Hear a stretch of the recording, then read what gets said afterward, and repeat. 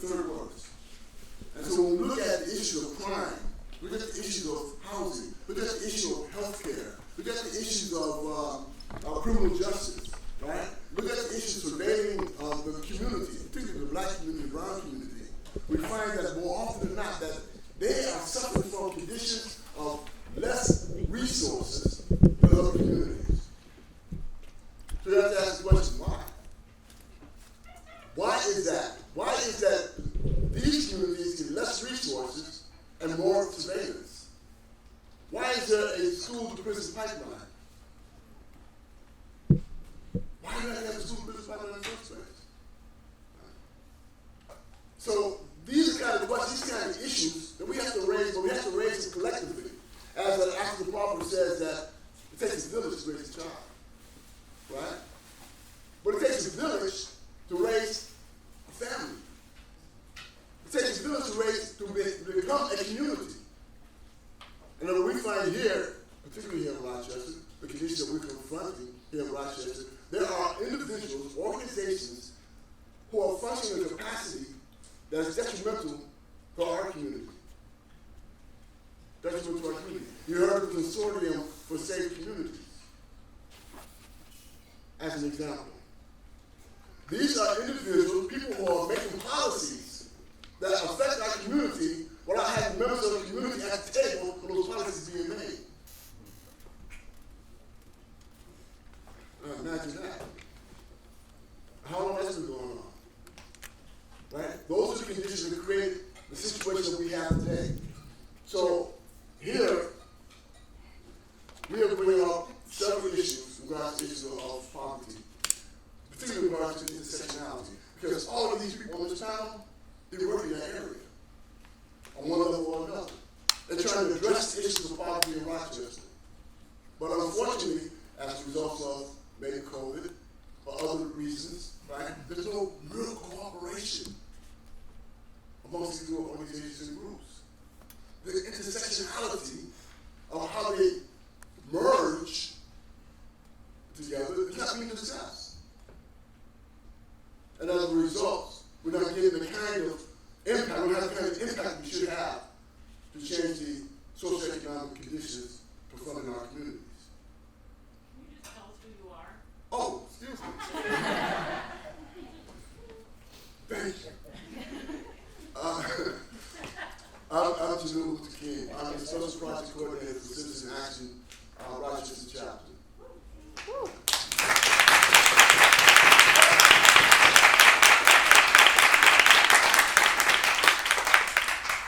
Among other things. We won't go there and discuss that today. So anyway, as intro, right, and I want to thank our students, population. I want to thank the Rochester University administration for not capitulating to the reality of the situation, right? And many of you know what that reality is.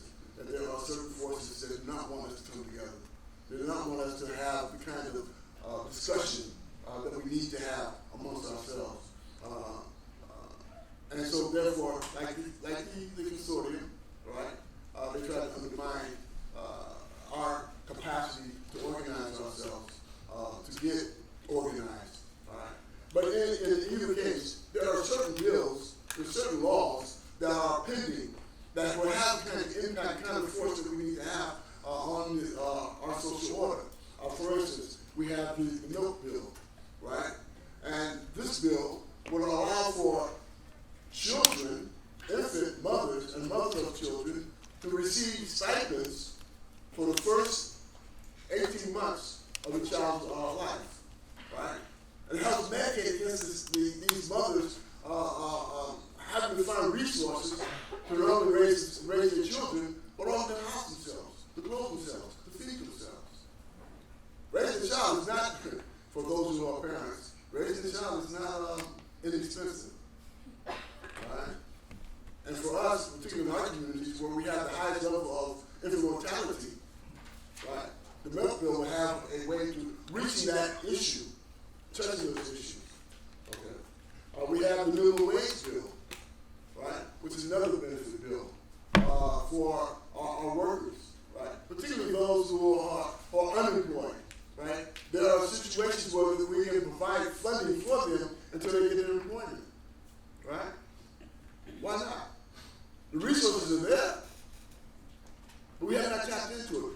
tapped into because, again, there are those who are making policies for profit and not for people. Policy for profit and not for people.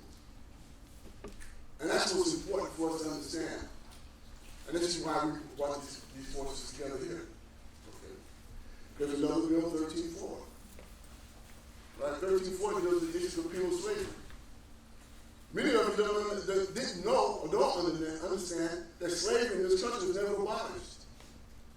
Slavery in this country was never abolished. 1865, when they came up with the 13th Amendment, if you ever read it, it says that there's an exception clause. That slavery and voluntary servitude should not exist in the United States or its jurisdiction except for those who do it guilty of a crime. So what does that inform us? That the penal system in the United States is in fact a slave system. And they make exorbitant profits through free labor or pennies on a dollar. And that has an impact on our community. Because when they put a person inside prison, you're taking away a source of earning in that family, in that community, whether it was illegit or legitimate. More often than not, if it was illegit, it was because of the socio-economic impact in the community anyway. That they find other means in order to survive. And more often than not, it's illegitimate capitalism.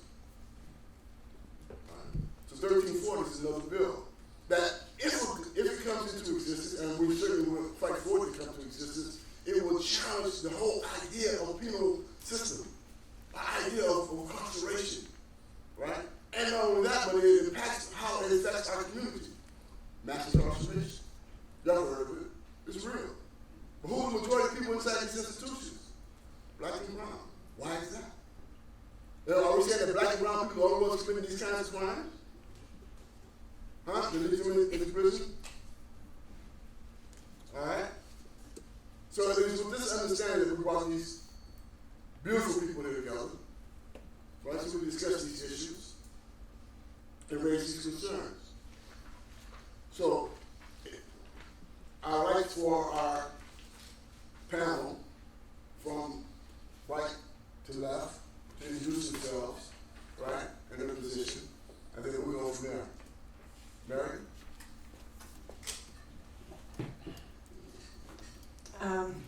I was wondering whose right you were talking about. I am Mary Lupian. I am on the Rochester City Council. I'm really happy to be here. Jilla, did you just want me to introduce myself, or? Okay, I'll pass it on.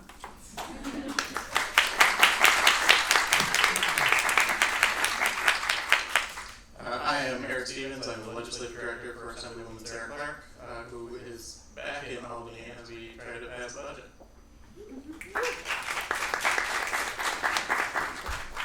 Good evening, everyone. My name is Elizabeth Davila. I'm an administrative organizer with 1199 SCIU, and I represent the workers at Strong Memorial Hospital and Anthony L. Jordan Health Center.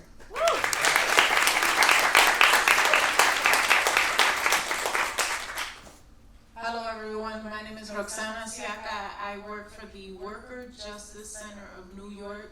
I am the campaign organizer, and I am so excited to be here tonight.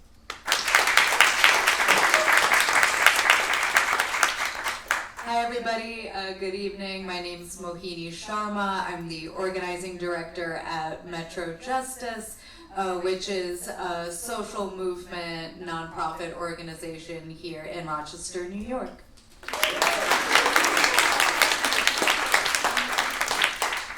Hi everybody, I'm Colin O'Malley. I am the Chief of Staff of the Rochester and Genesee Valley Area Labor Federation. We are a coalition of about 80 unions that stretch from Rochester to the state border with Pennsylvania down in Corning Hill, Myra. I will largely, though, just use that for identification purposes because I'm going to say some things that that organization doesn't necessarily agree with. And this is Saoirse. She's going to say lots of shit all night.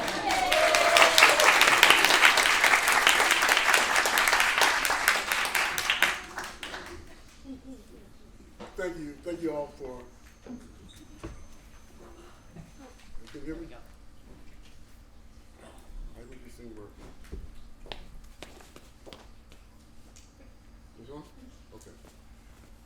I want to thank everybody for showing up. It's on? It should be on. It's on. All right, can you hear me? Yeah. All right, hold on. Yes. No, I'm good. I'm good. Thank you.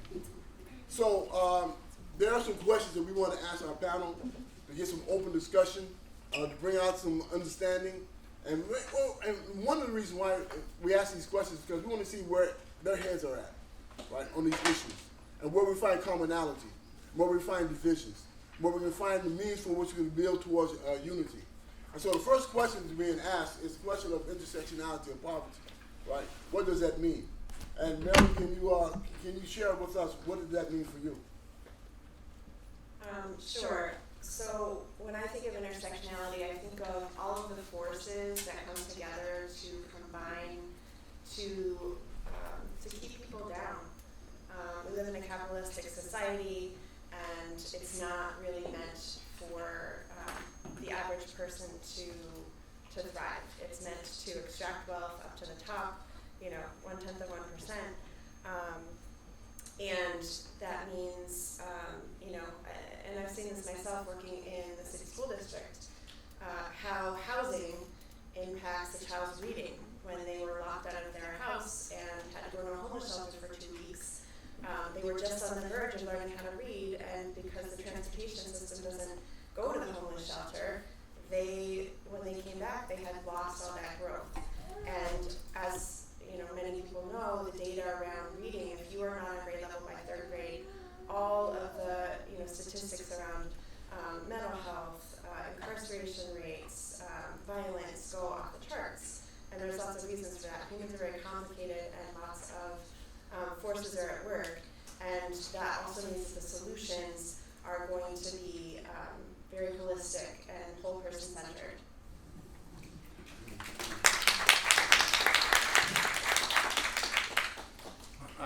Similar to my previous role was in literacy, and we saw it over, we dealt with adults who were learning to read either as their first language or now learning English as a new language.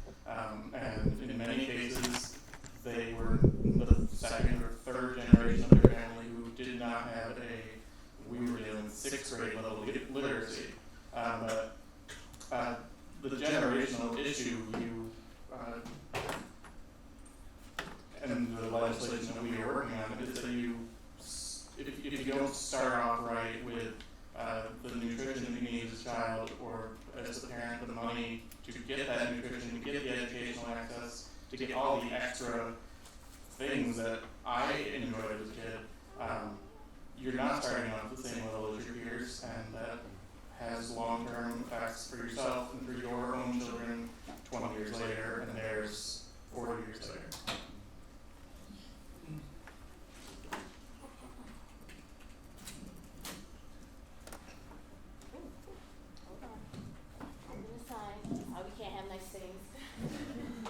So for me, intersectionality of poverty in Rochester is really, it's a point where it all comes together, different types of people from different walks of life, but the one thing that we all have in common is that we're poor. And poverty is something that's very real to individuals. I can say from experience, I grew up poor, and it's very real. It's like Mary and this gentleman said, it's something that, really can impact all parts of your life, all aspects of your future, and it's important to know that people are working, but they're just not making a living wage. And so that for me is really the point that I try in my work, is to really bring people's standard of living up, because if you work a full-time job, you should be able to take care of your family, and you shouldn't have to work, in my opinion, 2 and 3 jobs, because then that leaves a void at home. Who's watching the babies? That kind of thing. So that's what that means for me.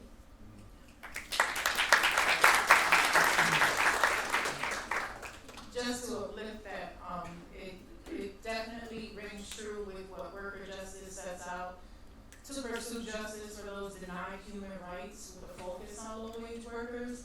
So much about it is about having dignity in that work. So like you said, there can be some opportunities that oftentimes poverty is associated with a trauma that's very difficult to come back from.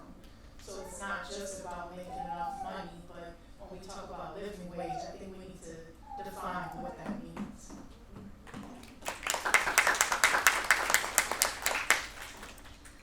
So when I think about the intersection of poverty, I feel like you're really dealing with sort of two fundamental aspects of this question. The one is poverty as fundamentally being a material condition and therefore a class condition. So what the vast majority of us have in common is that we are workers. We are not the capitalist owning class, right? We do not, unless we're in a very powerful union, really have much of a say in how we work, how much we work for, the conditions in which we work, and then that goes on to impact every aspect of the kind of life that we are able to live. So I want to understand these, I want to put forward the understanding of the intersectionality here is one in which our class position as workers unifies us, even if our different social identities impact how we experience the severity of that class position differently.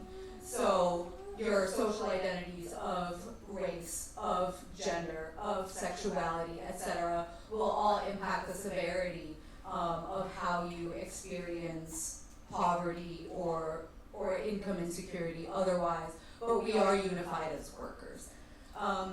Then there's the aspect of this, that's the actual intersectionality of issues, and like the way in which poverty manifests in a variety of issues that are connected by the same fundamental system. So housing, healthcare, energy bills, access to transportation, food access, clean drinking water.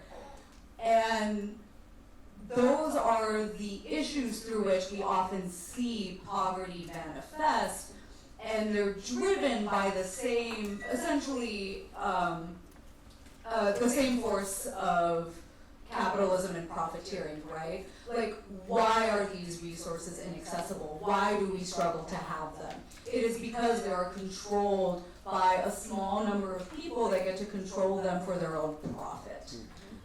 So the way I would summarize that is that, like, when I think of the intersectionality of poverty, I think of it both in terms of how we experience it differently according to our social identities, but ultimately have shared material interests as workers, and also the wide variety of issues through which we can experience poverty as well.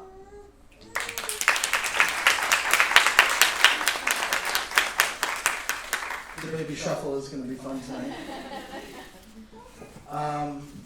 Thanks for the small question, Julio. I think, first I'd like to say that I think it's being the experience of poverty that it has driven me to all of the work I've done in organizing. I grew up with a single mother. She, for most of my childhood, was working at McDonald's, later cleaning hotel rooms. My father died when I was young from heroin. Also a condition of work because he got injured on a construction site, and then the Vicodin he was given eventually ran out, and he would fix that patch of time when he didn't have Vicodin with heroin. In growing up, we were, housing insecurity was a regular experience. We, in a matter of 11 years, were evicted 9 times. So growing up with that kind of insecurity very much made me think about, like, what the hell's going on in this society. And then in a sort of stroke of both privilege and luck, my mother got a job as a paralegal and started doing a bit better, and we were able to get a crappy little 1-bedroom apartment in the suburbs. And so I went to high school in a kind of wealthy suburb outside of Buffalo, and I got to see all of these wealthy kids. And I was like, damn, I'm worried. They're all going to be super smart and hardworking. What I found were incredibly entitled, self-centered fucking morons. But they knew the world would be handed to them. And in fact, watching them grow up, it largely still has been. And, it's the world of middle class privilege where they're still struggling. It's not like they're, going on vacation, spending half of the year across the world. They're still struggling. They're still 2-3 paychecks away from utter collapse, unlike the rest of us who are like, making it 10 days through a paycheck and then hoping how the other 4 will work, right? But I immediately, my conception of what and how poverty was created got sort of crushed, right? Because I suddenly understood my mother actually to be the hardest working person I had ever met. And that she was working really hard and not making anything, right? And McDonald's was doing pretty well, and Marriott Hotels was doing pretty well. So to me, my personal experience of poverty sort of fueled some of my work, but then I had to it took a time later in life to look back and be like, because, when you're a kid, you might not notice this stuff as much, but I looked back and was like, damn, basically no one I grew up with looked like me. Very few people, right? Like, I was in public housing in Salt Lake City, right? And the population I was living around was probably 85-90% Mexican, right? Which should have thrown up something when I was trying to learn Spanish alongside them, and maybe there's some differences here, right? But I didn't catch that. I didn't know that. It was years later, sort of exploring how racial differences and therefore historic differences and colonial differences and current racist differences all impacted our experience in our lives and where we were, and maybe partly how I escaped some of that dire poverty and some of the people around me didn't, right? So, again, that's a super easy question. But that's Intersectionality, that's what we're talking about here. Okay.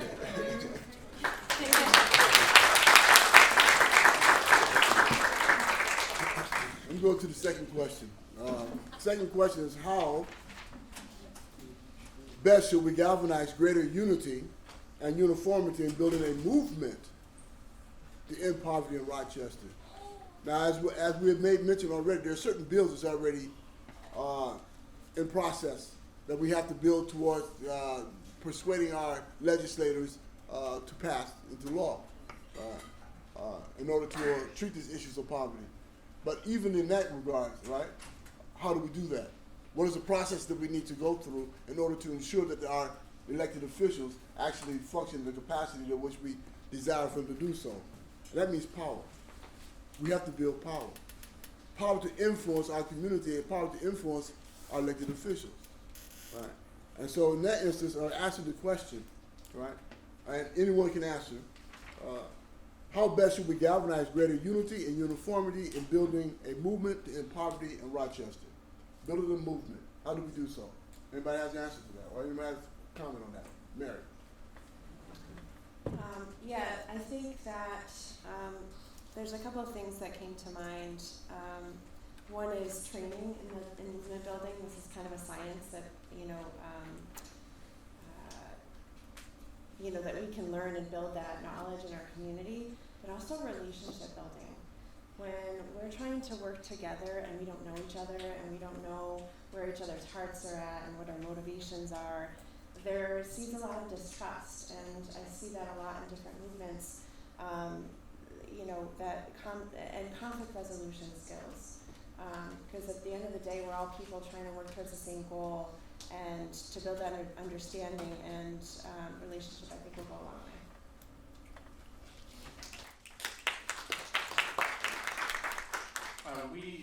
Rochester has so many great organizations who are working on this, but in many cases it feels like they are working in silos, or worse, feel like they're competing with each other.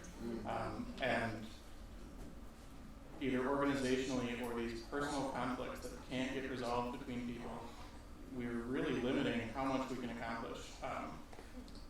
We held a press conference a couple weeks ago, and I was so happy that so many different organizations were able to come together. Some of you in this room joined us for that, but that's a rare thing to see in all of the projects I've worked on over the years.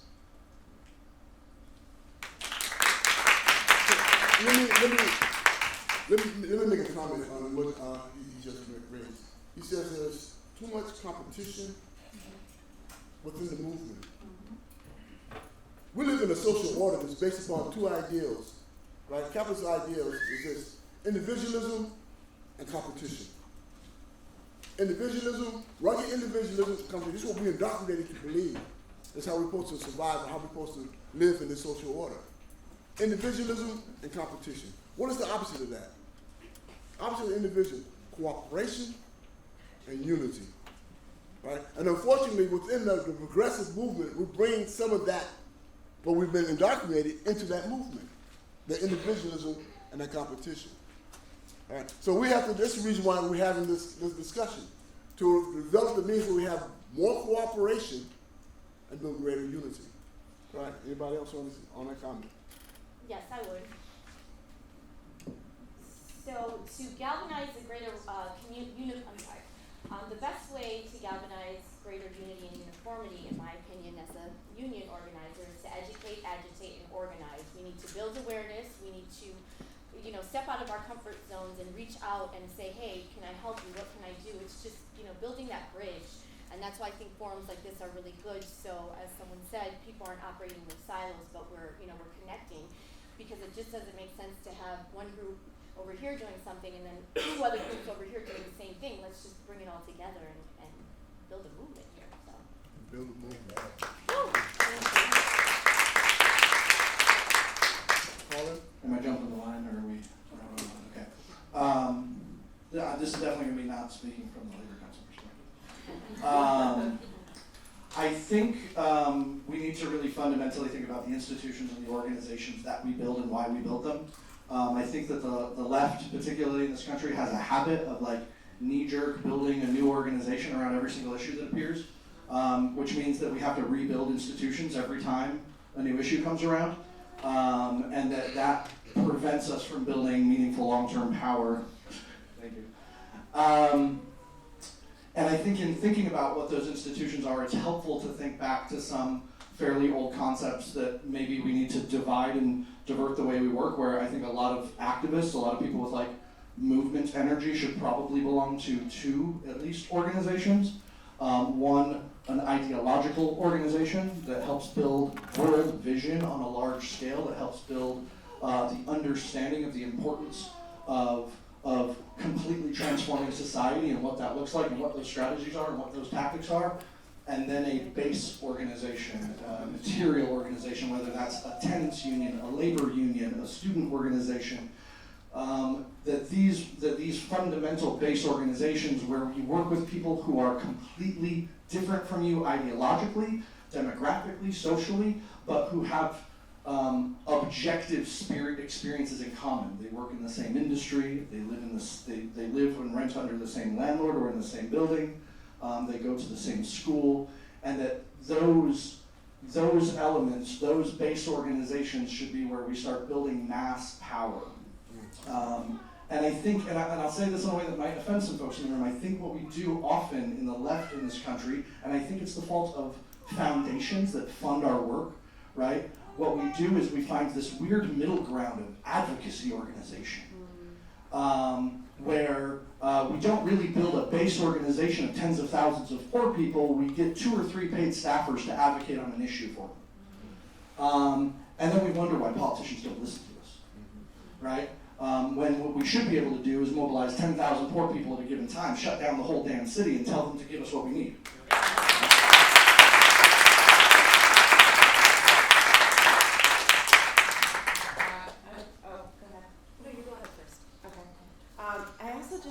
Going back to relationship building, I was thinking that we also need to leave room for people to grow.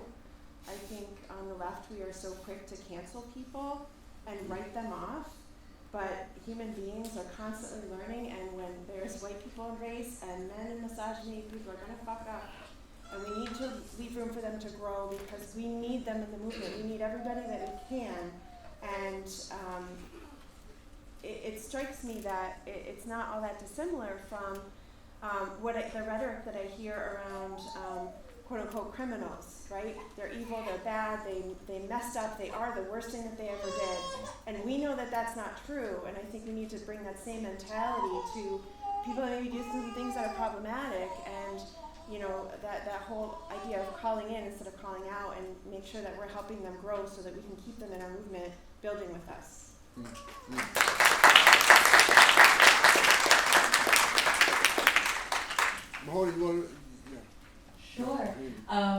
I'm going to build off of some of the things that previous panelists have said. So I think one thing that has, been an aspect of the Rochester movement fabric for a long time is that we're sort of floundering in how to really, work with each other. And I think that in part comes from not knowing how and not necessarily knowing the value and the necessity of actually developing a shared analysis and a shared strategy of how to actually combat poverty in the city.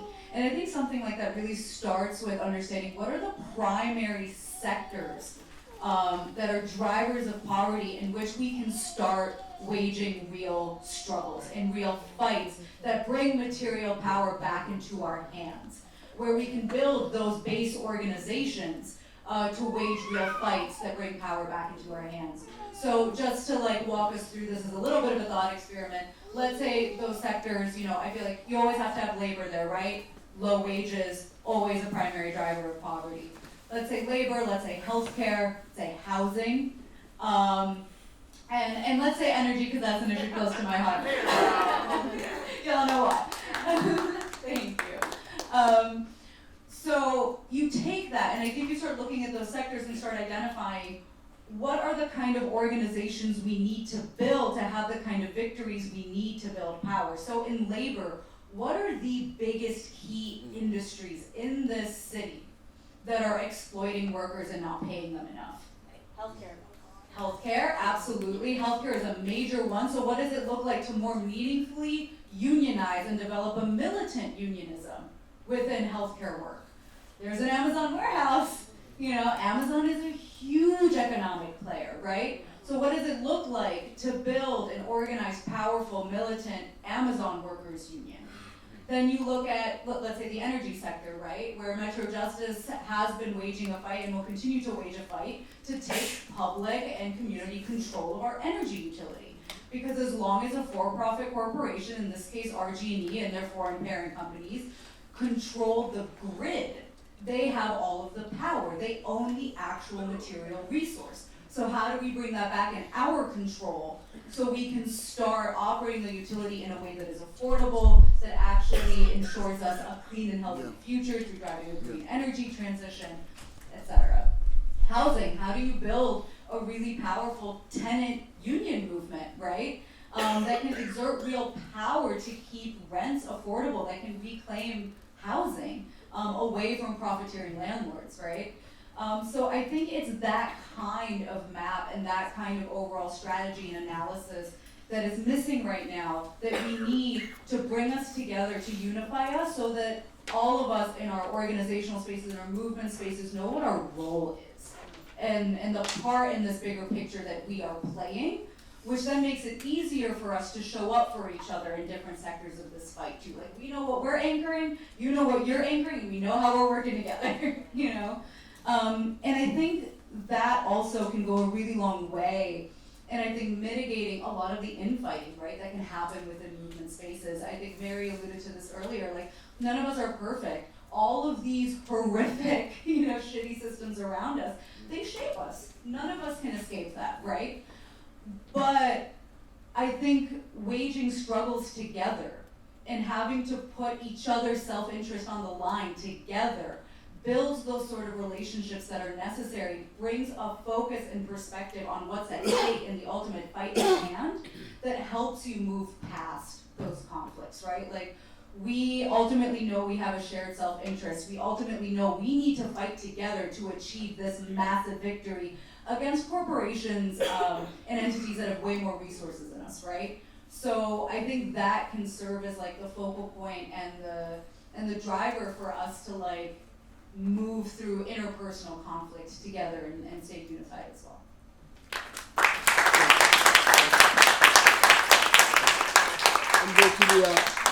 I'm gonna go to the third question.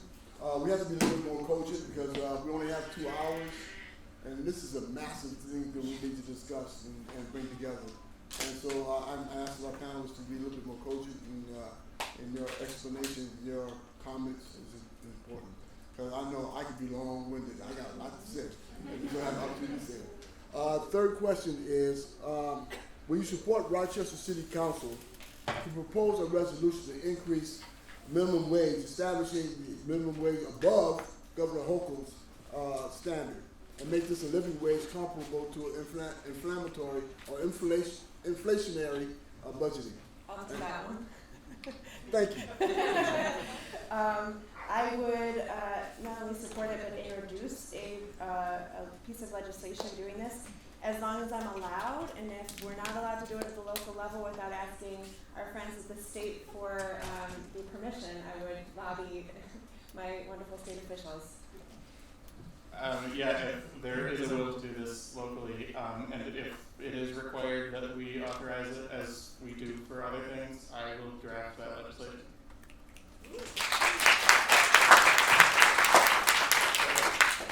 In part, that legislation has been drafted under Assembly State 90093, and it is to raise the minimum wage for parity. What that means is to just make a living wage. Right now, that would only bring us comparable to New York City. So it's still not enough. That's why I sort of jumped the gun with this question earlier when I said, let's define what it means to have a living wage. And because there's plenty of legislation, so I would love to coordinate with the city council, because we are very much in that fight to make that happen. That's what I'm talking about. That's what I'm talking about. That's what I'm doing together. Right? Find the commonality, and sectionality, so we can begin to work and cooperate with one another. Thank you, Roxanna. Anyone else on that question? Yes. Labor Council's on board. Labor Council's on board. Okay. Ma'am, we need you to be on board. Let's do it. Right? We need you to be on board. We need the community to be on board, right? In support of our city council and their efforts to ensure that we raise the minimum wage here in Rochester. All right? Again, Rochester, the third worst city of poverty in the country. Can I provide a little bit more context? I'll try to go quick. Please. So what it is if we were to say as a city of Rochester, enough is enough. We experience poverty at such a high rate. We're not trying to compete with anyone else in debate. The facts are the skyrocketing costs of housing, childcare, transportation make it impossible to live. So if we say, you know what, I'm not even going to dare throw out a number because I don't want anybody clutching their pearls. But let's just say that this is a high. High enough number. Well, there may be someone that's highly resourced. You mentioned earlier the consortium. People who it is in their interest. Because one thing I wanted to uplift earlier is that we need to be clear about who benefits from poverty. Mm-hmm. So when it's in interest for people to make less, and we know all the systems that interact to keep it that way, then we know we're going to have some opposition. So we're ready to fight. And when someone says, hey, we're going to sue, and we're going to say, it's not, the business owners may sue and say, you can't do that. You can't pay people a living wage. This has happened.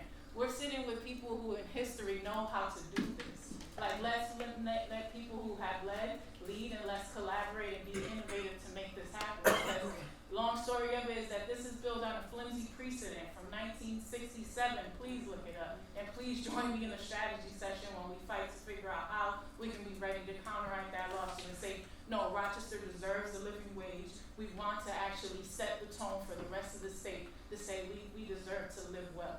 Hey.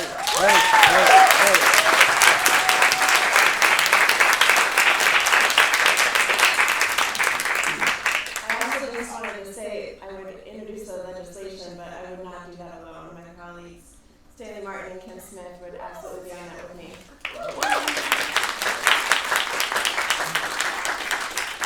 So I hate to be the sort of downer on one of these, but let me say for first and foremost that the Labor Council, myself, my most committed days to the labor movement were organizing with fast food workers for the Fight for 15, right?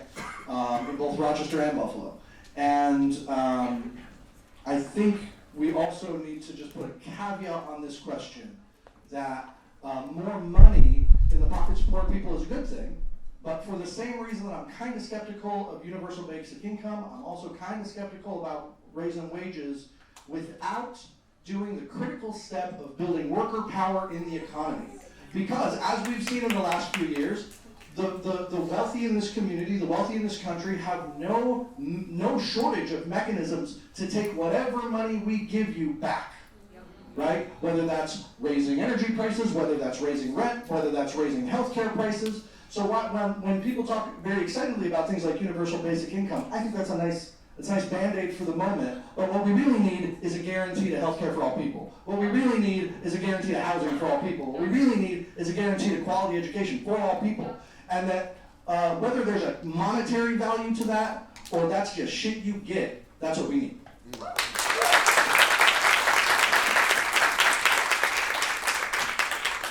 Okay, Colin. The Labor Council disagrees with that statement.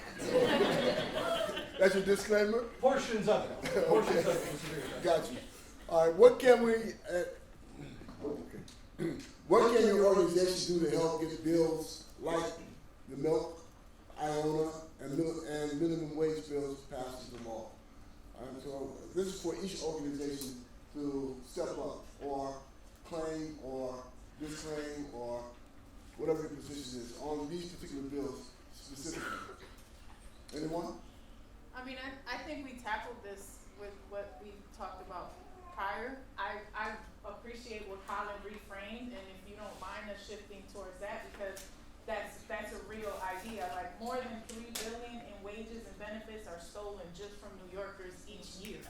So I'm really excited about these other questions, if I'm being real about how he just fired us up a little bit, because how do we defeat massive businesses that exploit? It's like when politics don't work. I can sit here and give you all the bill numbers. I'm sure you know plenty of what's legislation, but part of being in this town hall is like, can somehow people tell us how we can defeat people? What's the best way to unify? Like, what's the best way to challenge the system? Like, that's what I'm thinking about, regardless of bills. I can appreciate that. But we have to have a starting point, right? And in this instance, the starting point are the bills that we have before us. The milk bill is an extremely important bill. It fights against infant mortality, right? It ensures some level of stability for these mothers and these growing children. We know that the children who are traumatized at an early age and they're not healed, right, often leads to other trauma, right? Hurt people, right? And so we need to resolve some of these issues of creating these kind of problems we have in our community. That means we have to raise our common humanity, right, on these issues. Right. But I understand what you're saying. But these bills are important: the milk bill, the Iona bill, and the minimum wage bill. And so we will be calling on the population in general, and when these bills come up, to go to your legislators or go to your state elected officials and challenge them to co-sponsor, to be an advocate, to be a champion for these bills. The next question is, how do we defeat massive business and exploit us and play off the local politicians for as RGE? I think that my dear sister, that's what you will. Go ahead. Sure. For a little bit of background for those folks in the room that may not be familiar, Metro Justice has been waging a campaign to take over and replace RG&E with a public, community-controlled, not-for-profit utility for quite some time now. We did, after getting one of our first major victories last year, where we secured $500,000 from the city of Rochester for the first step in this process, which is an implementation and feasibility study. Thank you, Stanley. Thank you, Mary. We did incur a big loss earlier this week, where the county legislature voted down doing their part in moving that study forward for the second time.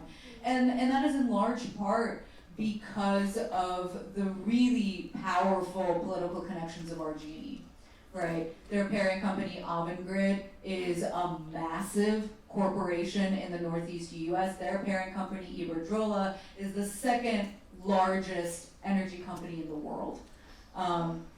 So they have exerted a lot of influence, not the least of which is, the votes that we lost. Udelson, very, very close to Joe Morelli, whose son is a lobbyist for Avangrid, right? Howard Mafucci also has connections there, has familial connections at Bellows' office, and then Adam Bello is friends with Bob Duffy, who's the chair of the Chamber of Commerce, and also has a board-seated Avangrid that he gets $200,000 a year for.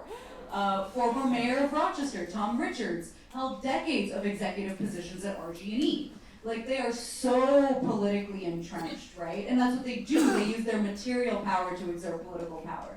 So how do you defeat that?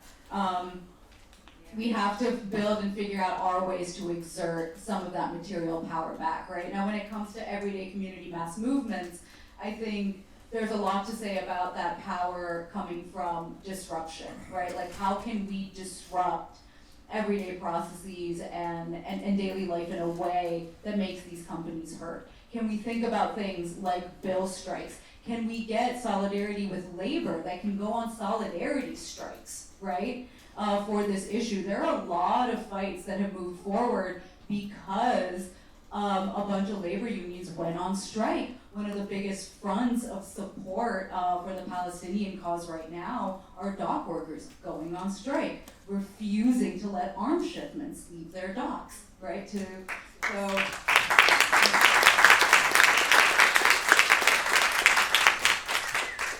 So right now, I think the place that we're in this particular movement, whenever you're up against a massive opponent like RG&E or health insurance companies or big landlords or corporations like Amazon, is figuring out like what are all the different sectors in which you can exert material damage, really, that can outweigh the political influence of your opponents. And that's what I have for that right now. Thank you.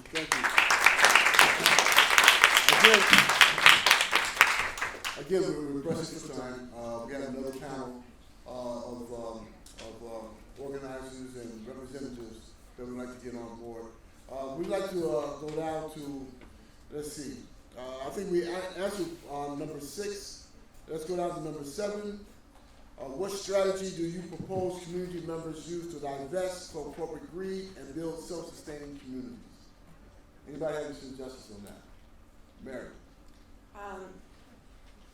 I think we have to build ownership in the community of everything, whether that's housing, our electric grid, worker cooperatives. We need to be able to take care of ourselves. Corporations are never going to take care of us, and thinking of ideas like how maybe it's going to sound funny, but maybe we don't have landlords. Maybe the city of Rochester. Maybe the city of Rochester takes over some housing and helps the tenants to buy their own houses. That's the Tenant Opportunity to Purchase Act. I mean, Canada banned foreign investment in housing. Like, there are things that we can do to stop the extraction from our city.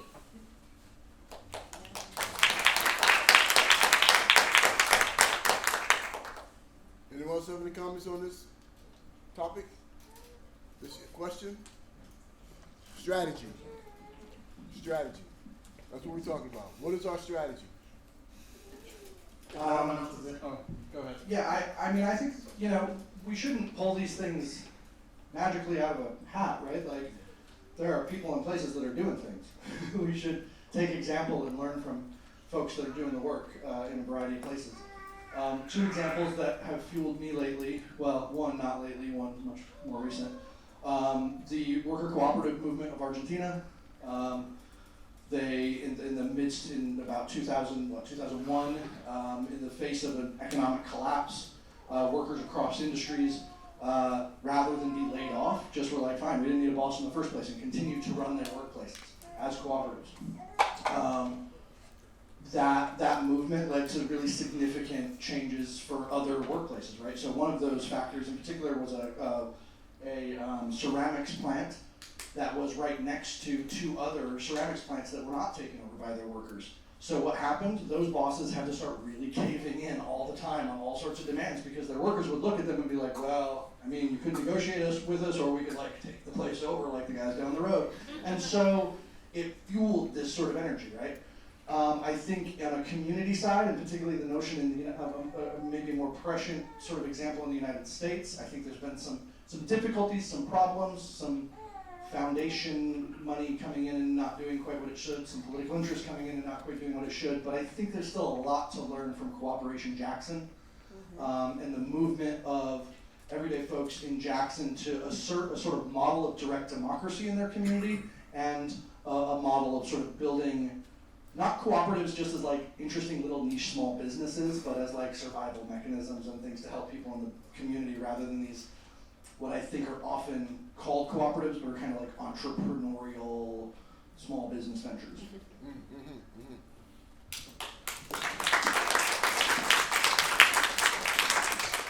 Paul, I think you're right. I think we do have to develop more cooperative work in order to build unity amongst ourselves. But it's also calls into the unions. The unions have, because they are the direct contact with workers, right? And so we have to do a development for educating, raising people's consciousness, and in so doing, raising their capacity to believe that they can be empowered. Right? That they can be in control of their destiny, be in control of the resources in their community. Right? Educated. This is what this is about. Right? This is why the town hall meeting was called. And this is why these forces, these individuals was called here to discuss these matters. We need to know what we're going to do going forward, right? Which is extremely important. The last question is that, right? What strategies do we use to promote cooperation between community groups in Rochester? What strategies do we use to what? To make greater cooperation amongst community groups. That means we have to communicate with one another much more readily, right? And using forums in which we can share information of what's going on. And I went to several strikes, the health workers strike. I walked through the picket line with them, right? Another strike, I think UAW had a strike. Right? I'm not a union member. Oh, wait, I am. Right. Since that's a union. Okay. But nonetheless, you see cross-pollination, right? Well, we have to feed into and fertilize each other in this work that we're doing for the purpose of our common humanity, right? And reaching these issues of those individuals who have more and those of us who have less, right? Just as a caveat, and before we move on, right? Keep this in mind. In the United States, there are 740 billionaires. 740 billionaires in the United States. 740 individuals and corporations that controls nearly $7 trillion. All the wealth of Western Europe is in the hands of 740 organizations, businesses, corporations, and individuals. We have a population of 330 million. How do we permit this to happen? How do we allow them to have all the wealth of Western Europe in the hands of 740 corporations and individuals? Right? And we fight for the crumbs. Right? This is the system that we live in. Right? And we know for those of us who are religious, right, hoarding wealth is what? A sin. And they're hoarding wealth to our detriment. And we're silent. And our silence lends to what? Complicity. And this is why this is important. So we have the kind of cooperation, develop the kind of strategies that we need to have to move forward, right? In unity and in struggle. All right. The last of the 4 questions, 7 questions, 8 questions there. Does anyone have any last comments for this panel? I just wanted to for that last question, to highlight a recent example of cooperation in community groups that led to some real wins. There were groups that came together to defeat the bid.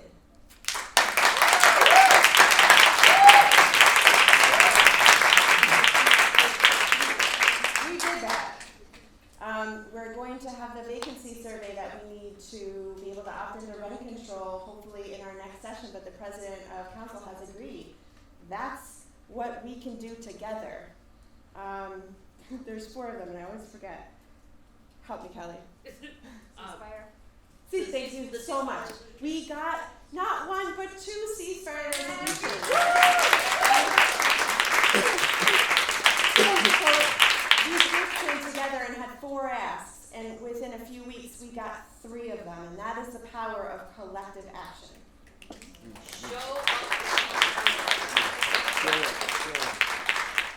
With that said, I want to thank this panel for your presence, for all your information that you shared with us.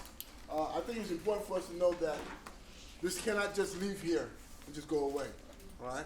We need to build something from this, right? And so I'm suggesting, I'm proposing, right, that we develop a commission, right? A commission opposing poverty in Rochester.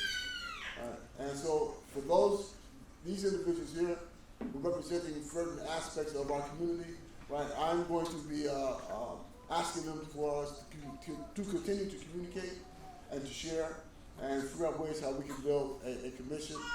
They have the consortium. They have the consortium opposing us. We need to build a commission of our people to oppose them, right? So that's how we're going to move forward. Again, a hand for our first panel.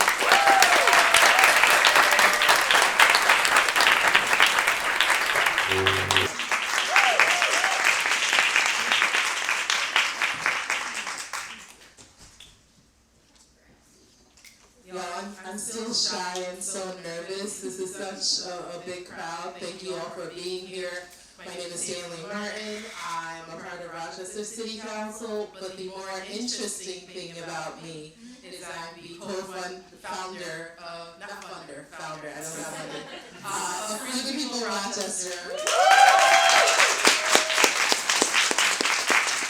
We are a Black-led, anti-capitalist, pro-queer organization based here in Rochester. And again, thank you for having me. Hello everyone, good evening. My name is Miriam Dalgarkova and I'm the Chief of Staff for Southern Human Economics. Good evening, everyone. I am so happy with the turnout this evening. My name is Madison Byrne. I am a backbone staff member at the Rochester Monroe Anti-Poverty Initiative, which is a collective impact organization focused on bringing upward mobility to individuals and family by shifting power. And I'm Thomas Yan. I was just supposed to bring the pizza, but I was actually sitting down. But I'll do my best. So I'm here. I work for University of Rochester. I'm the first Rochester Education Justice Initiative Reentry Coordinator. What that means is I help formerly incarcerated people to find the resources and being successful. I'm also a community organizer for the Center for Community Alternatives, affectionately known as CCA.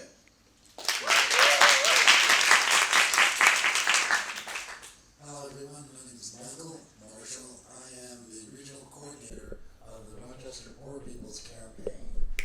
And we are a moral future movement that has been around since 1967, founded by Dr. Martin Luther King. I also am currently a seminary student at Colgate Rochester, goes to divinity school because my faith tradition does inform my politics and all of my activism.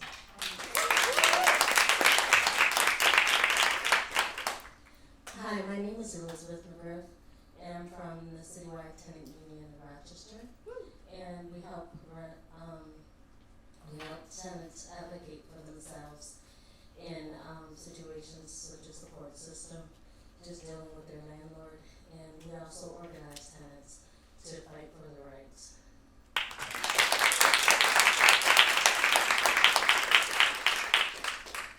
I would like to begin with the first question.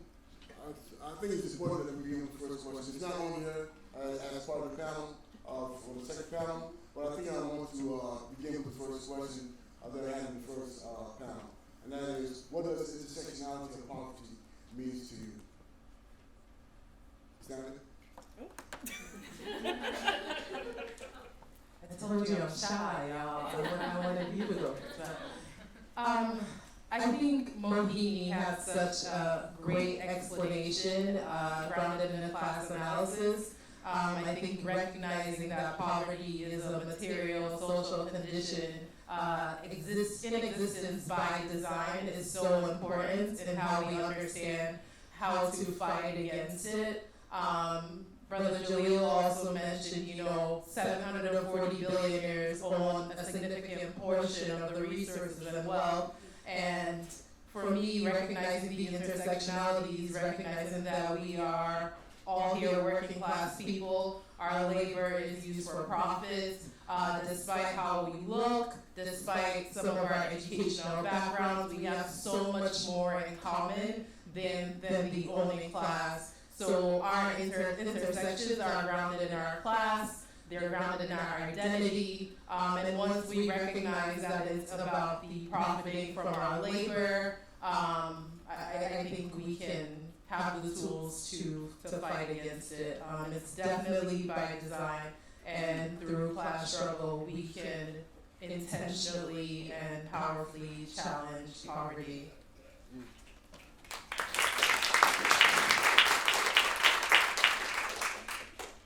I guess that for me, the first thing that comes to mind is I think about the fact that really no one here, is born and has a choice of whether they're rich, they're poor, has resources, does not.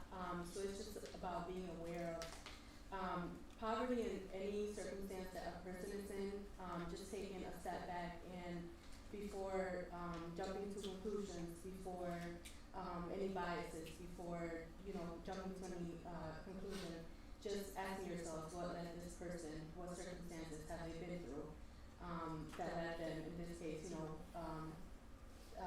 be poor, right? And so on. And I echo a lot of what I've heard here this evening, and I appreciate that we, and so many of us, have a similar understanding. I'm going to go with an analogy a bit, because I think that is, really easy to understand for a variety of folks, whether you are starting this journey of understanding that intersectionality or well beyond. If you imagine a lake is outside of your house and there is one fish who's belly up, right? You might say, what's wrong with that one fish? Someone around the corner might ask, did they work hard enough? Did they, get a job? What are they really doing or what caused that one fish to maybe be belly up? If you look at another lake, but you see that half of those fish are belly up, right? And you imagine that to be our economic system, we might ask, is the system itself or the lake itself causing that problem? And that consistent problem is, leading to these unacceptable outcomes for half of those fish. Now, if we picture five lakes, and half of every single one of those lakes has fish that are belly up, we're no longer looking at that individual fish or those individual fish. We're no longer looking at just the lake. I'm going to have to think about the groundwater. Everything is interconnected in so many different ways, and we cannot just fix one thing without looking at the other. They will consistently intersect, and we can throw that fish back into that one pond that we might have fixed, but that groundwater is still going to cause that effect. So without understanding the intersectionality of poverty, truly we aren't going to get very far. So we really need to understand that collective capacity we all need to have to make something of what we deserve.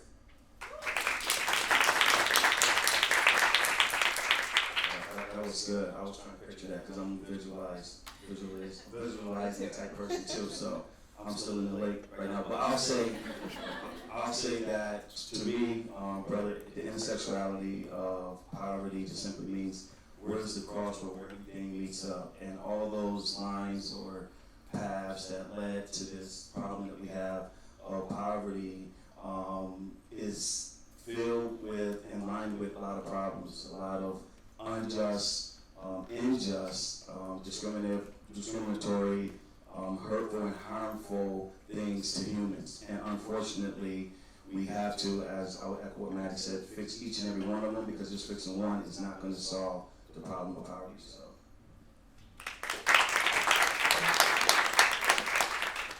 One fish, two fish, blue fish. Okay.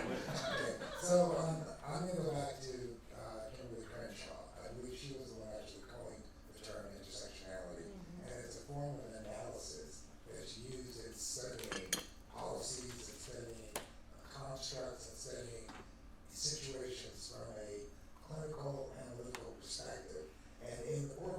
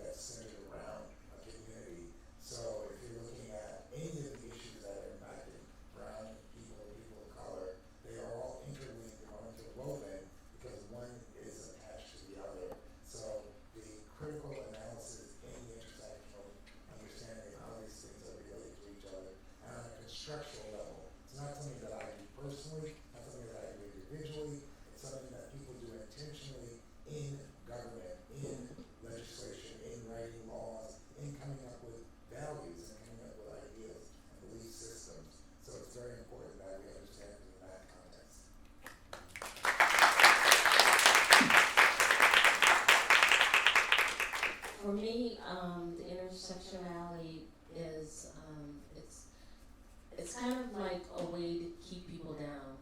And if you don't have education, if you don't have a home, if you don't have a job, then that's a way to control people.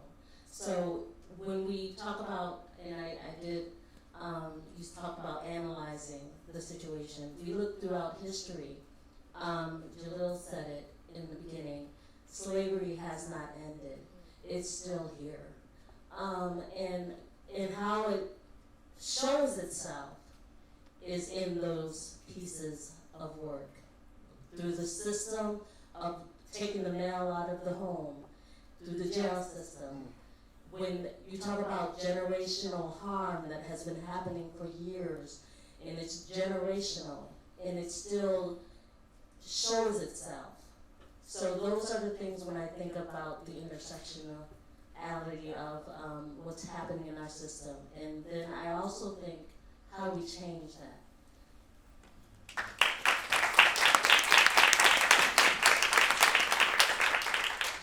The next question comes from our illustrious hosts, our students, and they're asking, how can students at the University of Rochester get involved in community organizing? Right? Yes. So I am, unfortunately, a University of Rochester alumni. We've all made mistakes, but we can turn it around, y'all. Look at me today. We can turn it around.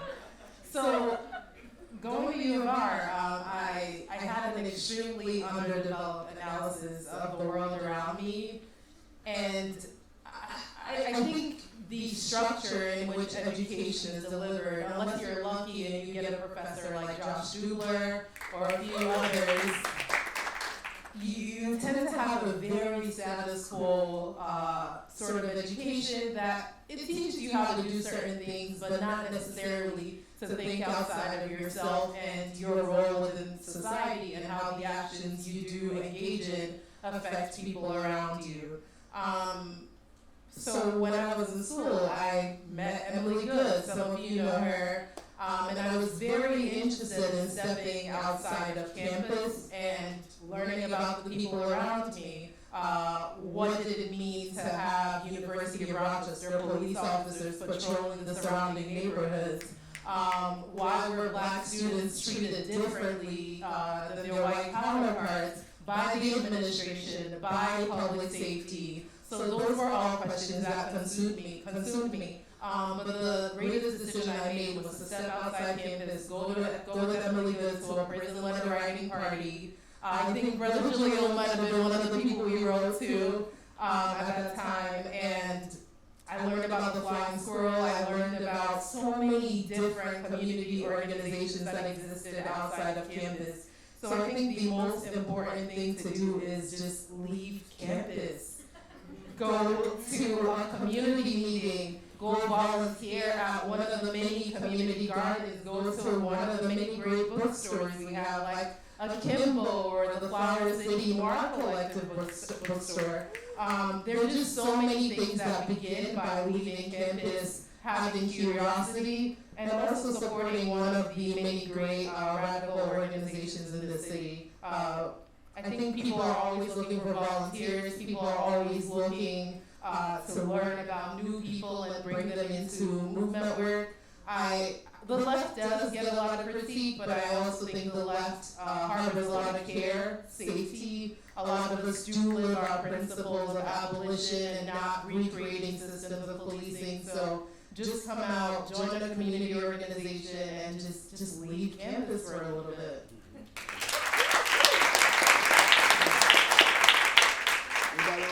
Anybody else want to answer that question? Have any comments for that question? Just real quick, I'll say this, because I do want to highlight, I do sit with DSOC and participate with them here, so you guys actually have opportunity here on campus, right? I come to these meetings and I'm enriched, I'm encouraged, I'm hopeful because I hear the conversations that you guys have, so you have opportunities right here. I'm going to echo what Stanley said, you're going to have to get off campus, obviously, to actually make some things happen. But you guys are a part of a prestigious institution, right? It's got a lot of fault with it, a lot of problems and things that we're going to change, but you hold the power. So lastly, I'll just say that you got to believe first, because I think sometimes people is afraid of organizing or getting involved, or because they think, number one, it won't matter, or number two, is it even possible? And I'm going to say yes. And you guys are sitting here, here, Emily, Hannah, just to name a few. They are here, and you got songs you can actually get involved with stuff right here on campus first. You can believe, but then you're going to have to actually step out and really do something, and you got the power to do that.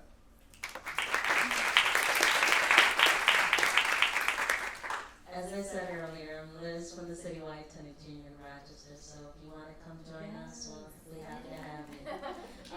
Lisa is also a former student from the university. She's one of my colleagues at the Tenant Union Association. So. And we need young people. I just want to say that. I've been in this fight for a long time, and I think the energy of young people, it just renews me. So we need young people in the fight.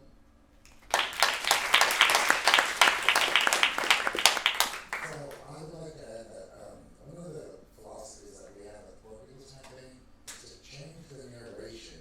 You have to change to the narrator. Okay? And that is that you have to hear the story in the context of the people who are most directly impacted by it. So I would say women of color, I would say children, those are the people who are greatly impacted. The other group that I would signify is young people. You guys are greatly impacted by the world that you live in. So first of all, I think you guys should give yourselves a round of applause for being here and showing up. Being here and showing up means you're committed. It means that you care. And that is the first step in organizing. It's showing up and making yourself available. So if you do it here on campus, if you do it off campus with any such organizations, Cities, Tenant Union, Metro Justice, Poor People's Campaign, Citizen Action Network, the point is to get involved and to be the difference. Because I think what the world's been selling us as a bill of goods is that all this is inevitable. It's inevitable. There's no possibility of change. And this is the way it's always been. That is nonsense. As long as there have been people on this earth, as long as people have been in the struggle, there's been a desire for change. And you are that change. So I say go for it.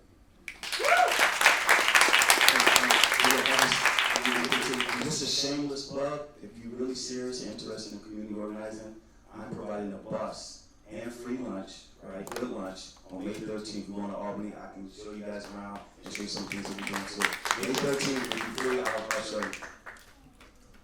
I would, say to all the young people in the room, I would kind of reiterate, I graduated college just a few years ago, and I remember sitting in these seats, and then a lot of times feeling very alone in these seats on a predominantly white campus, predominantly higher income campus. I went to St. John Fisher. I will leave it there. And I would just say, and I'm going to shout out Roxana here because she consistently shows up to our meetings at our MAPI, and in a lot of ways it's ruthless, right? Right? And you heard her up here, hold on, let's think about this question, and I call on that because there is a lot of forces at play that don't want you to be here, that don't want you to be in community with each other, that don't want you to feel like you have support. And that's just frankly not true. And there is a million different organizations in our community, on campus, wherever it may be, that want you there, and that you will find a home for that particular issue that you may find the most pressing for you. So be ruthless in that. Continue to show up and know that there will be people there with you, or at least people supporting you. So many of us who are not on U of R's campus, let me tell you, it is really difficult to navigate this place. We see what's been going on, and we are supporting you. Okay, so continue to show up, continue to be ruthless, continue to advocate for yourself, and find community and reciprocity. It is out there.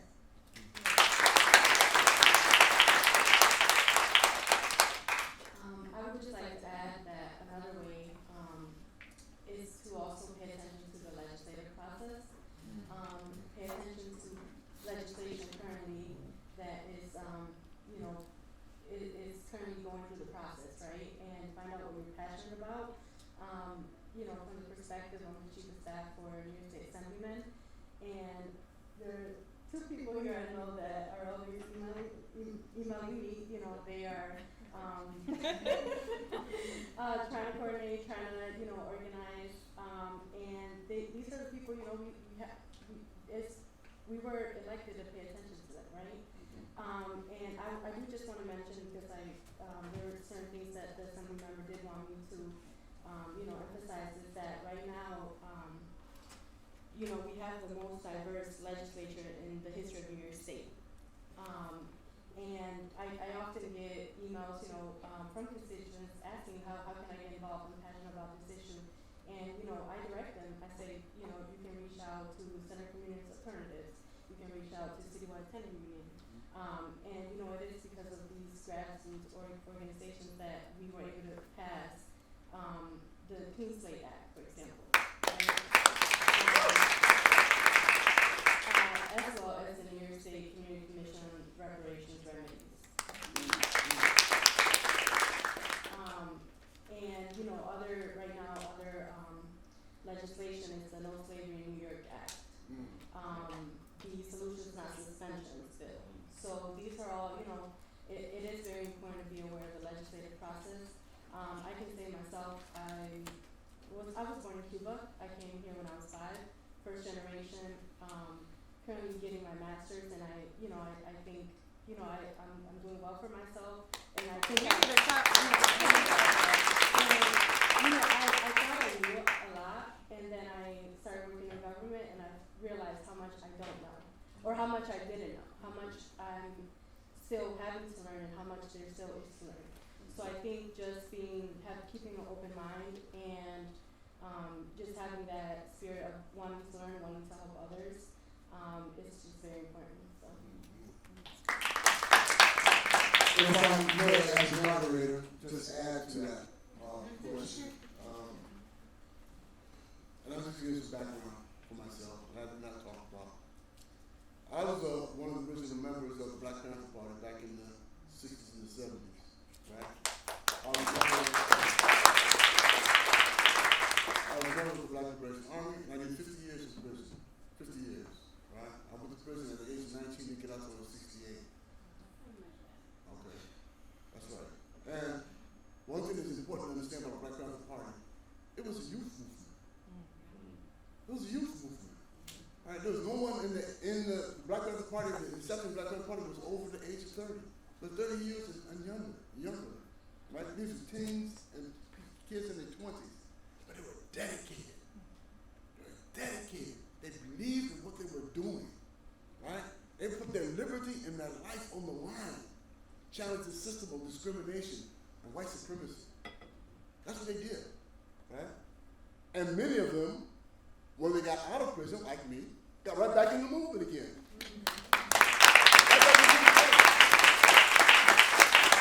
You have to have lifelong dedication.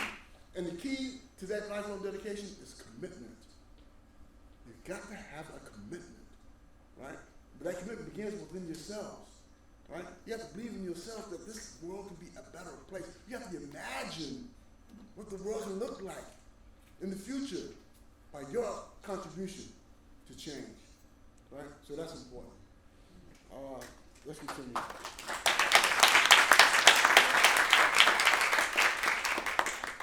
Question number, I don't know if we're going to do question number 3, right? It says the role, what role can the university play in building and flourishing self-sustaining communities? I don't know if the university is willing to do that, right? I think that question has to be answered by the students of the university. Challenging the university to be more engaging in what's going on in the community. All right. That's what it was. The other question to the panel, right? What can community members do to proactively reduce poverty outside of police and political influence? Crickets? What are crickets? Thinking. All right. I can answer the question. I think, for one, show up. And I think this is a great example, seeing this room on a Friday evening filled with so many different folks. That means something. We should proud of that and recognize that as a win, but it doesn't end here, and we have to kind of continue to hold each other accountable. You may not know the person to your right or your left. Get to know them, introduce yourself, figure out how you can stay connected to those people and invite them back into whatever conversation is happening at that time, into other spaces that you may be in. I continue to reiterate that this is not it should not be a lonely movement. We have to lean on each other. And I think that is the number one thing I would say is to get to know your neighbor, get to know your classmate, get to know your colleague and see where they are, continue to have those conversations. I really appreciated what Council Member Lupian said about calling in, not calling out. No one necessarily responds to being yelled at or pushed down or saying you're not smart enough to be in this space, right? There's a lot of vocabulary and all types of things that go on in these spaces. Ask those questions and figure out how you can step up and have that knowledge to use to your advantage. That's power, right? Like that is how you take power and use that for good. So I would just encourage, everyone to get to know the people that are around you, and slowly that movement will continue to grow, and we can shift power to reduce and what we say at our map, we abolish poverty eventually, right? Like we should be learning about it in a museum. We should not be sitting here and having these conversations for decades and decades. And I feel really grateful to be along a panel with folks who have been in this movement for so long. I mean, I'm 25, right? And I'm already fed up with what's going on. So I can only imagine, right? And so we need to continue to learn from our elders and from the folks that have been in this space for so long, and continue to find those new solutions that maybe the younger ones might be coming up with, because we have those too.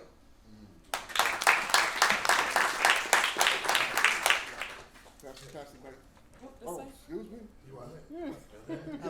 Now you want to take the mic first.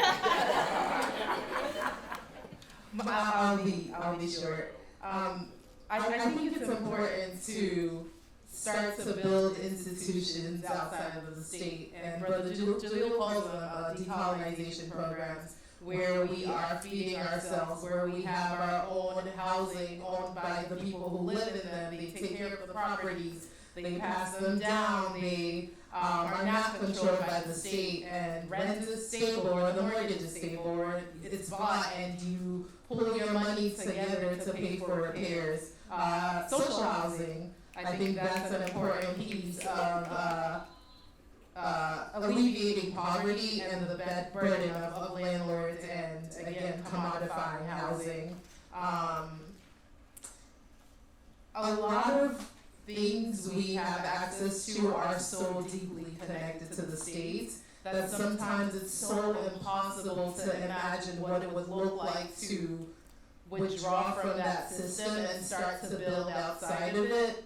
As a member of the city council, I struggle deeply around how to allocate my time and my resources. At some points I'm fighting for legislation to change a policy, and other times I'm out in the community trying to feed people, trying to collect money for rent.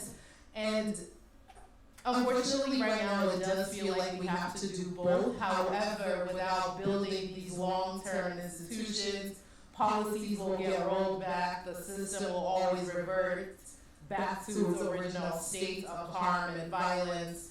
And unless we actually build material things that keep us safe and build out those relationships, I don't see how we can fully eradicate poverty.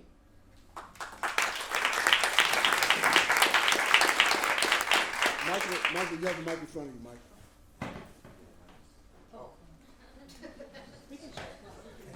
So, thanks, Sam. I'm going to touch on this one that along the lines of what Councilperson Mary was talking about, community, right? So I went to the 19th ward right off Genesee Street, and there's a woman that comes up to me every day and asks for my and I give it to her, right?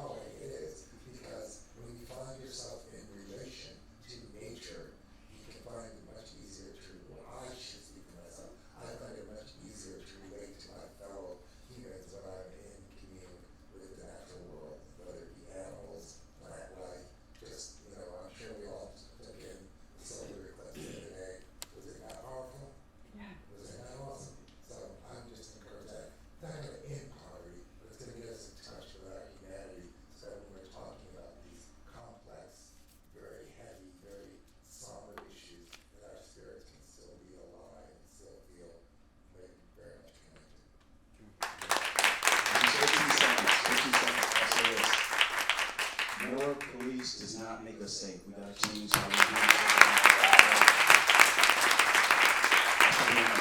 And guess what? I work for CCA. More legislation don't make us safe, right? What makes us safe is putting a period on what everybody said here, community, right? I should be able to, you should walk down the street and I should be able to know who you is and respect you. If I knew who Ms. Johnson was, I'm less likely to steal her car.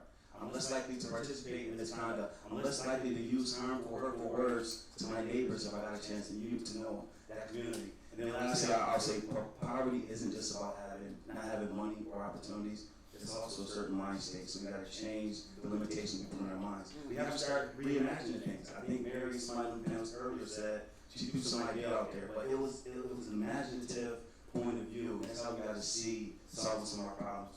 Get to our imaginations, loving our environment, loving our people's community. That's what's going to help end poverty.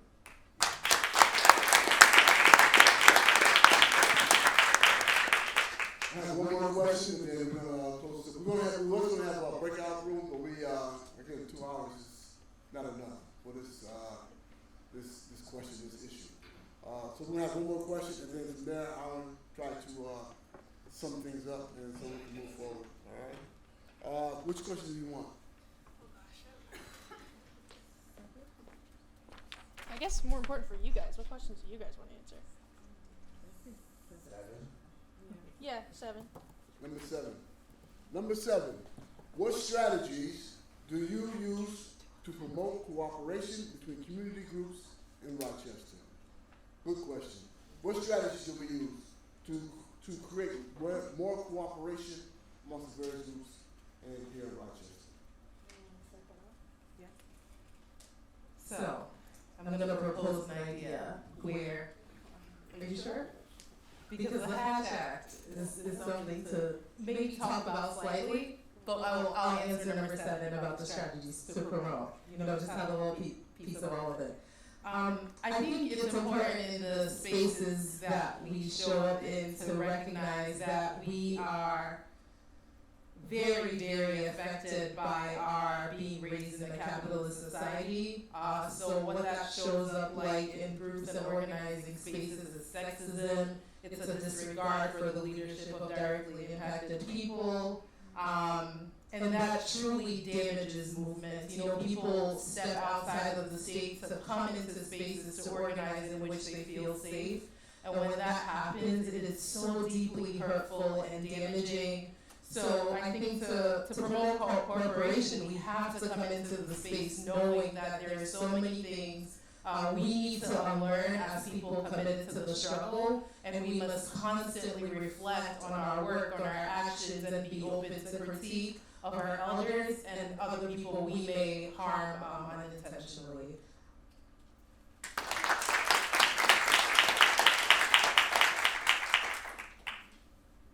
Can I go last? No, I'm last. One of the things that I see is just people just being, you said it earlier, like building a community, knowing your neighbors, knowing the people around you, and kind of doing one-on-ones and seeing, who you're working with. And, even though you may have differences and struggles, you're able to talk those differences through. And understanding when we were talking about intersectionality, some people bring their harm or their trauma with them. And having a way to have them be able to work through that trauma and still show up. Because when we get in our feelings, we get in our emotions, then we separate. And that happens several times. So having something in place so when there is harm, that we confront it and we talk about it, and then we move forward, and we don't digress from what we want to achieve, because that's the end goal. We want to change the policies, we want to change the systems, we want to do this, and how are we going to get there? We're not going to get there alone. It's going to take all of us. So there was another question, but I'll wrap on that. No, go ahead. We're running out of time. Go ahead, Liz. Okay, the other thing that I was thinking about was just doing an analysis because, you know, when I was talking about the generational harm that happens, like I have there's 4 or 5 generations that had to deal with not being housed, just in my family line. And my father was the one that broke that because he created a home for us and how we show up differently in that. So, listening to what people are going through, we talked about the people most impacted leaving. Sometimes the people most impacted are kind of not always in the place to leave because of, you know, those particular harms. So just listening to people, listening and not only listening, but taking actions to change that. So that's.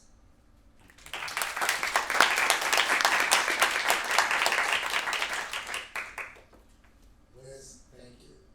And with that, I'm going to invite everyone to join me because part of the thing that I've been strategizing and trying to promote is that in my life struggles, I had to realize the role and the impact that Black women, particularly African American women and women of color, have played in my life.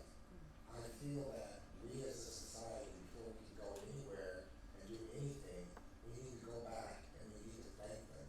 We need to ask them for their forgiveness. We need to lift them up and say, we were not there for you, but yet we put the burden of humanity upon Black women, and they've always stood up for us. They've always forgiven us, they've always loved on us, and they've always carried their grace, their humanity, and their dignity in all of their pain.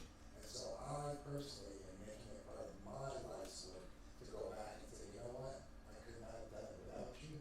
I owe you a great debt of gratitude. That would be my ancestors, that would be my grandmothers, that would be my aunties, that would be my mother, that would be all of the Black women, young ladies, it has to be for me. So I invite you all to take that process, that step, and going back and giving those women their due respect, because we could not have done it without them.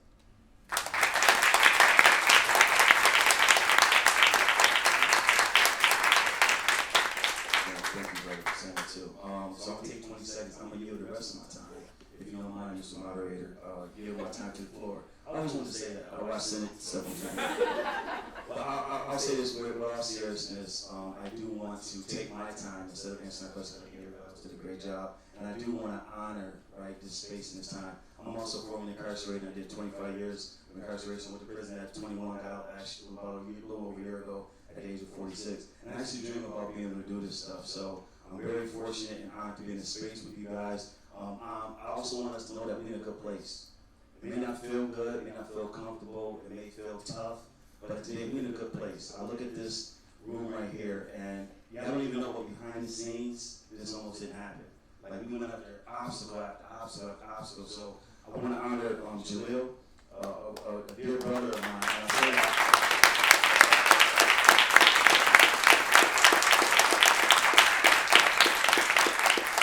I say that because he never wavered, right? I watched him in prison. I watched him out here. I was in my cell watching the TV on the news, watching him hold certain. He never wavered, right? And he's here for the betterment of people who don't even necessarily care about him or show that same type of love and sacrifice that him and some of our elders have done. I sat in a conference last week at Columbia University, and it was with some indigenous relatives. They call us relatives, right? So I'm getting used to that term. But some indigenous relatives talk about we have to go back and reclaim our cultural stance and practices, right? That is the answer to our societal ills that we have right now. Everybody has it in them. Cultural things that you learn, and we have to start leading with that. So I want to honor our elders and for the work that they're doing. And I also want to honor our young folks, right? Deesak, Emily, Hannah, and some of the other ones at the start of the group, right? Actually, I want to honor the young folks because I'm hopeful, right? Sometimes I go, I'm so tired, I'm in Albany, I'm here, I'm at Syracuse, and when I come to these spaces, I'm so hopeful because I say, they get it. Our future is going to be in good hands. So it may look tough right now. The Bible talks about joy coming in the morning, right? It may look dark, it may look tough right now, but it's something good on the horizon. It's because we have good people and hopeful people. So thank you to our elders, but more importantly, thank you to our young folks as well. I feel good, we're in a good place, and I'm ready to keep fighting with y'all. For time's sake, I reiterate everything that was said here and want to leave the floor to what everyone else said here. I really think that was the best answer that could have been said. I guess for me, closing remarks would be something that has again helped me throughout my life is just getting out of my comfort zone. I think we as humans, we fear often the unknown, or things that are different, and I think that's where when you take yourself out of your comfort zone and get to know someone you don't know, or a different group, or a different opinion, when you're just open to that and you're receptive, it can teach you so much, and you can understand the world. And I know multiple languages, and one thing is that to me, each language is really like a new way of seeing life and everything, and I just think that each person is an entire universe, and just getting to know each individual for who they are really matters.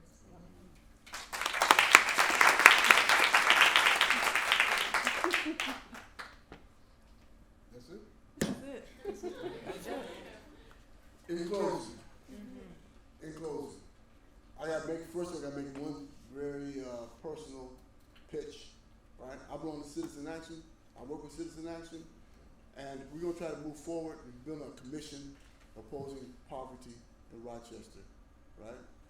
And if you're willing to work with me in doing that, I ask that you sign up here so I can be back in contact with you for this commission. Because we have to continue this conversation. This is just not a one-off, right? We have to build from here. We're trying to build a movement of the clergy, a movement of the unions, a movement of the activist community, a movement of the students, a movement of our elected officials, right? Bring them all together, right? Keep this in mind. Let's talk about trauma. We are a traumatized nation. Traumatized nation. Black people, now I'm going to say this specifically to white folks here, right? Understand that black people are traumatized people. They've been negotiating a system of white supremacy for over 400 years. Trying to survive, be resilient, and survive a system that's based upon the idea that black people are inferior to white people. This is the system we live in today. This is how we operate. This is how this policy is being made. Outside this consortium can make a policy that affects the black community, they have no part in it. Because they believe that they're superior and know best what should be for black people, for brown people, for people of color in this country. Right? Black people in this country are traumatized. But let me say this also about white people. You're also traumatized. And I say this in this sense. If you believe that you are better than any other people on this planet, what? There's something wrong with that. DSM-V book, the book that deals with psychology and psychiatrists, right? They said the superiority complex, it's not my words, this is their words. It's your words. Superiority complex is a mental disorder. That's what it says in the book, psychiatry and psychology. That's what it says. That's their book, that's their Bible. Superiority complex is a mental disorder. So what did that say about white supremacy? And if you look at the history that's going on in this country, what's going on in Gaza? Genocide. We're watching genocide going on in our eyes right now. Murdering babies. Bombing hospitals. And we're silent for the most part. But it indicates to what? This country is built on genocide. The genocide and murder of who? The indigenous community. Our relatives. Right? And the enslavement of African people. So Stanley made mention that I often use the word decolonizing. We have to start decolonizing our mind and decolonizing our thinking. Right? We have to start changing our ideas of who we are on this planet. Because they're destroying the planet. Climate change is real. For profit and not for people. Right? So this is the reason why we have to engage what we need to engage. That's the reason why we have to engage in what we're doing today. Right? We got to have these hard conversations. We have to go deep into the root of who we are as a people on this planet. And we have to raise up our common humanity. All right, now, I'm going to make one last point before we close out.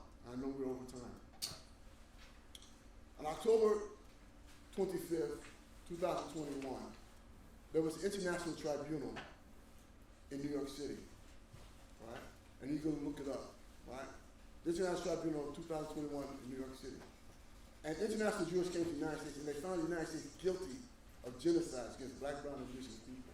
It's an international body. They're silent. They're silent on this question. They're silent. The black population in this country in the last 50 years has not grown in any marginal base. Has not grown.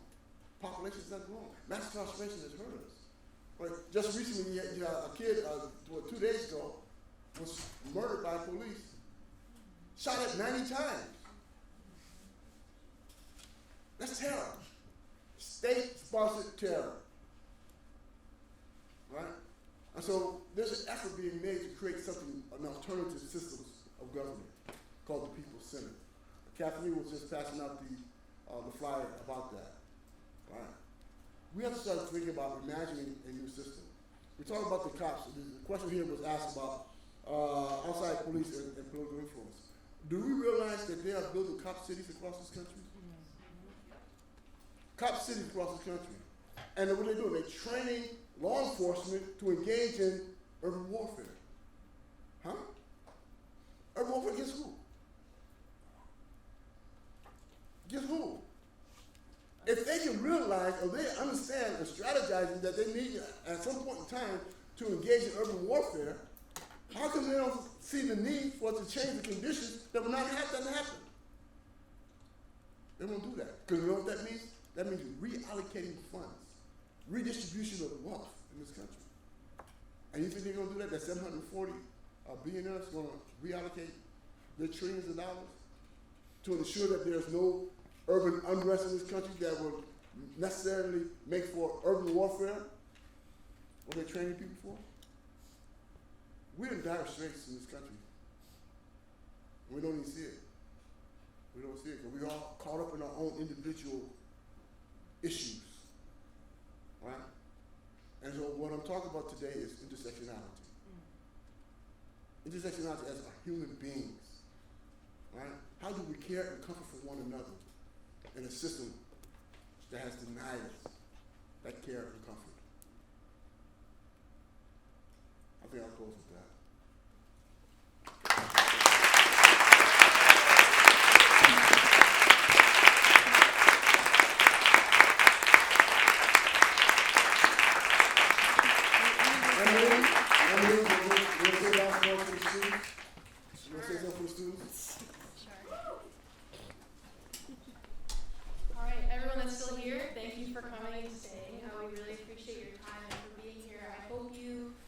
took a really hard listen today. There's a lot of really, really important people in the city outside of this university, and take a look at what you're doing and what you could be doing, and that's what I hope to take away from this. Thank you, everybody. Thank you for coming out. Thank you. Right? All right, we did it. We did it. All right. Cool. Awesome. Oh my goodness, yes I was. I was only supposed to get pizza. I didn't show up. That's all. They asked me to pizza and water, and then Preston didn't show up. But anything that this man does, I'm gonna be a part of it. All of our Good job, brother. Good job, brother. So good.